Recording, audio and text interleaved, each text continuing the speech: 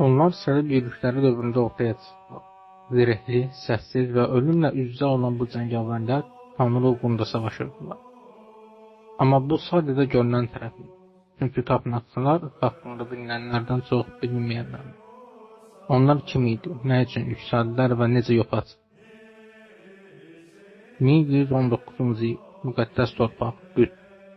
Səlibçilər şəhəri rəf etmiş, amma cəbrarlar hələ də yolda soyğunçuların hədəfində idi.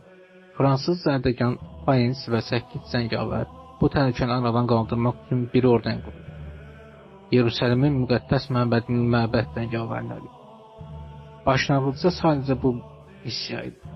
Cəbrarları qorumaq. Amma bu zamanla nəhəng bir imperiyanın təməlinə çevrildi. Papa II. Honor bu ordeni rəsmi şəkildə tanıyıb. Bu o demək idi ki, tapınaqçılar kilsənin qanadı altında idi və heç bir kral və ya feodal onlara əmr verə bilmədi. Onlar öz bayraqları altında döyüşür, öz qanunları ilə idarə olunurdular. Az müddətdə Avropada torpaqlar, qalalar və imtiyazlar qazandı. Daha da əhəmiyyətlisi, onlar maliyyə sistemini dəyişdi. İlk beynəlxalq bank sistemini yaratdı.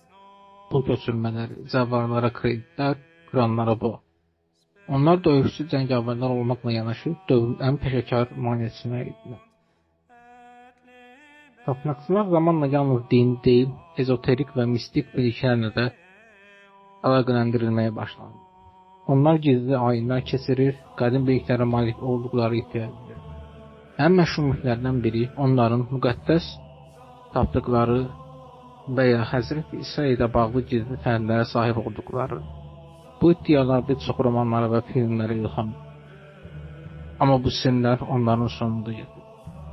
Fransa kralı 4-cü Filip borc içində boğulurdu. Tapınaqçılardan aldığı borcu qaytara bilmir və onların gücü kralın gözündə təhdid edilir. 1307-ci ilin bir cümə günü kralın əmri ilə tapınaqçılar qəfil həbs edilir. Onlara işgəncə verilir və iblisə sitayiş, sirli ayinlər kimi ağır ittihamlarla üzləşirlər. 1307-1314-cü illərdə ordenin rəhbəri Demolayda daxil olmaqla yüzlərlə cəngavər edam olundu. 1312-ci ildə Papa 5-ci Klement ordeni rəsmi olaraq ləğv edildi. Amma bütün bu faciəvi sonluğa baxmayaraq, tapınaqçılarla bağlı sirlər davam edir. Onların xəzinəsi tapılmadı. Bəziləri deyir ki, onlar gizli təşkilatlara, masonlara çevrildi. Bəziləri isə tapınaqçıların Avropanın siyasi və dini xəritəsini dəyişdirdi. Tapınaqçılar tarixdə izi qalan miflərlə iç-içə olan sirlərlə dolu bir orden. Onların hekayəsi sadəcə keçmişin nağılı deyil, bugünün də onların izi və simvolları yaşayır. Bəlkə də hardasa qaranlıq bir zalda, qədim bir kitabxanada onların həqiqi sirri hələ də bilinir.